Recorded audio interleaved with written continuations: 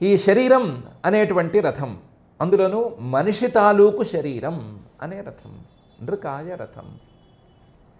దీంట్లో ఆత్మవశోపకల్పం, ఉపకల్పం ఇంద్రియాలు, మనస్సు, బుద్ధి ఇవన్నీ ఉన్నాయి కదా, ఈ పరికరాలు, వీటిని ఆత్మవశం తన అదుపులోకి తెచ్చుకోవాలి. ఆత్మవశోపకల్పం ధత్తే చేత్, తన ఇంద్రియాలను మనస్సును తన అధీనంలో ఉంచుకుని నడుచుకునే మాట అయితే ధత్తే, అప్పుడు పెద్దగా ఇబ్బంది ఉండదు, శత్రువుల మీద గెలుపు వస్తుంది. మనసును ఇంద్రియాలని కనుక అదుపులో ఉంచుకోగలిగితే వచ్చేస్తుంది. అదే ఎలా అవుతుంది అంటే గరిష్ఠ చరణార్చనయా. గురువులు అంటే మామూలు గురువులు కాదు, గరిష్ఠ గురువులకే గురువులు, గుగ్గురువులు లేదా జగద్గురువులు, అలాంటి వాళ్ళ యొక్క చరణార్చనయ, పాదసేవతో వచ్చేస్తుంది. గురుసేవ చేసుకుంటే అన్నీ వచ్చేస్తాయి.